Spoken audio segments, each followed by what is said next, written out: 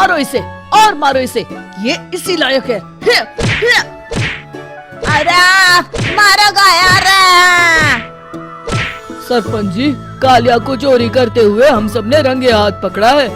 अब इसे गांव से बाहर निकाल देने में ही हम सबकी भलाई है। तो देर किस बात की है, अभी इसे धक्के मार के इस गांव के बाहर का रास्ता दिखा दो। अरे सरपंच ऐसा मत करिए, मुझे एक मौका और दीजिए, मैं दोबारा कभी चोरी नहीं करूंगा। लेकिन गांव वाले उसकी एक नहीं सुनते और उसे मार मार के गांव की सीमा के बाहर निकाल देते हैं। मेरी कमर दर्द के मारे मेरी जान निकली जा रही है। कमबख्तों ने जम के धुलाई की है मेरी। अरे भगवान करे इनके गांव में भूचाल आ जाए, धरती फट जाए और सब गांव वाले उसमें समा जाए। चलते चलते कालिया जंगल में पहुंच जाता है। उसे वहां एक प्रयोगशाला दिखाई देती है। अरे इस जंगल में ये अजीब सा दिखने वाला घर किसने बनाया है, चल कर देखना पड़ेगा। कालिया प्रयोगशाला के पास चला जाता है। दो वैज्ञानिक प्रयोगशाला में बातें कर रहे होते हैं। बधाई हो डॉक्टर चमन, आखिरकार हम दोनों ने मिलकर एक ऐसी घड़ी का आविष्कार कर लिया है जिसे पहनकर कोई भी इंसान गायब हो सकता है। हाँ हाँ, तुमने बिल्कुल सही कहा डॉक्टर जर्माटो। अब कल सुबह ही हम इस जंगल से निकल जाएंगे, लेकिन उससे पहले आज रात के खाने का बंदोबस्त करते हैं। हाँ हाँ, मुझे तो बड़ी जोरों से भूख लगी है, चलो चलते हैं। दोनों वैज्ञानिक वहां से चले जाते हैं। उनके जाते ही कालिया प्रयोगशाला में दाखिल होता है। अच्छा तो ये बात है। कालिया बड़े से कांच के अंदर रखी घड़ी को बाहर निकाल लेता है और अपनी कलाई पर बांध लेता है।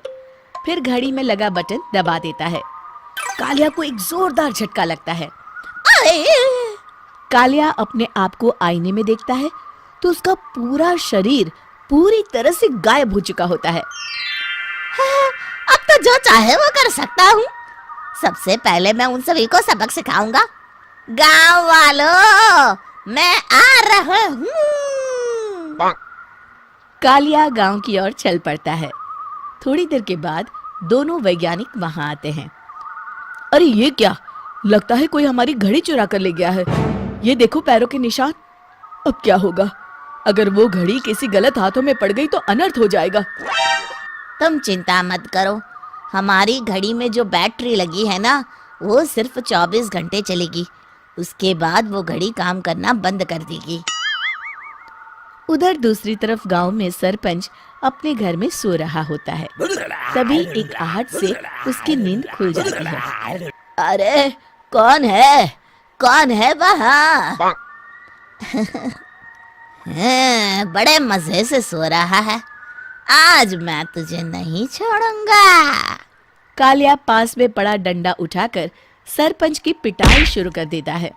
ये ले, ये ले, इसी लायक है, ले। आप मर गए। अरे ये क्या हो रहा है? अरे कोई बचाओ मुझे, मेरे घर में भूत आ गया है। सही कहा, मैं भूत ही तो हूँ, ये ले। अरे भूत जी, मैंने आपका क्या बिगाड़ा है, मुझे छोड़ दीजिए। आपको क्या चाहिए? तेरे घर में जितना भी पैसा है ना, मुझे ला कर दे दे, तब मैं तुझे छोड़ दूंगा और यहाँ से चला जाऊंगा। सरपंच अपनी तिजोरी से पैसे निकालकर एक बड़े कपड़े में बांधकर जमीन पर रख देता है और कालिया वो सारा पैसा लेकर वहां से चला जाता है।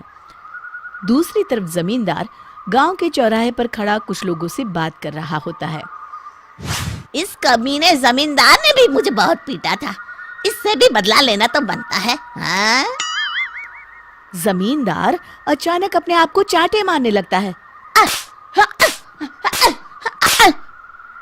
अरे भाई ये क्या हो रहा है? जमींदार साहब अब ठीक तो है ना? अरे मुझे नहीं पता भाई। अरे मर गए रे, ये तो पक्का किसी भूत प्रेत का काम है। जमींदार के अंदर कोई भूत आ गया है। इससे पहले कि ये हमारे अंदर आ जाए, मनोहर भाई अपनी जान बचानी है तो भागो यहाँ से। ये क्या? अरे बाप रे बाप, मुझे तो भूतों से बड़ा डर लगता है। मैं तो चला यहाँ से। अगली सुबह इस घटना से पूरे गांव में दहशत फैल जाती है। सभी गांव वाले आपस में बात करने लगते हैं। अरे भाई, पता नहीं कहाँ से हमारे गांव में एक भूत आ गया है। उसने कल रात को सरपंच और जमींदार की खूब पिटाई की और उनके सारे पैसे भी लेकर चला गया।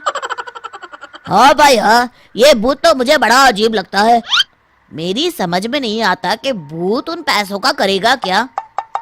अरे तेल में पकोड़े बना के तलेगा बेवकूफ। इस बात की चिंता करके कहीं वो भूत हमारे घर में ना आ जाए। तुम बिल्कुल सही कह रहे हो आर्या, मैं भी इसी बात से घबरा रहा हूँ। अच्छा, अब मैं अपने घर जा रहा हूँ। तुम सब भी अपने अपने घर चले जाओ, उस भूत का कोई भरोसा नहीं है। हाँ। तीनों वहां से चले जाते हैं। दूसरी तरफ कालिया सारे पैसों को एक खंडर में छुपा देता है। इतने सारे रुपए तो मैंने अपनी पूरी जिंदगी में एक साथ कभी नहीं देखे। इस तरह कुछ दिनों में मैं अमीर बन जाऊंगा। आज मैं उस मोटे बब्बन को अपना शिकार बनाऊंगा। सुना है दहेज में बहुत सारे पैसे और गहने मिले हैं उसे। रात होते ही कालिया बब्बन के घर में घुस जाता है। हाँ, मिल गई तिजोरी। अब जल्दी से इसे खोलकर सारे पैसे निकाल लेता हूँ। अरे खुल जा खुल जा। खुल गई। कालिया पैसे थैले में भर ही रहा था कि तभी बब्बन उसके बगल में आकर खड़ा हो जाता है। भाई क्या कर रहा है? हाँ? अरे हट। अरे तेरी इतनी हिम्मत, मैं तेरे सामने खड़ा हूँ और तू फिर भी मेरी तिजोरी से पैसे चुरा रहा है। अरे मैं तो गायब हूँ, तू मुझे कैसे देख रहा है? कालिया अपनी घड़ी को देखता है। अरे इसे क्या हो गया है? हाय, लगता है बैटरी खत्म हो गई। अच्छा, तो आज मैं तेरी बैटरी अच्छे से चार्ज कर देता हूँ। अरे भाग्यवान, जरा मेरा डंडा तो लाना। ये मोटा मुझे नहीं छोड़ेगा। अरे भागो।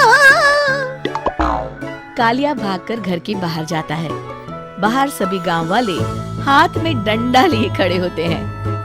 अच्छा, तो तू वो भूत है? मुझे माफ कर दीजिए सरपंच जी, मैं आपके और जमींदार जी के सारे पैसे लौटा दूंगा और आज ही हमेशा के लिए ये गांव छोड़कर चला जाऊंगा।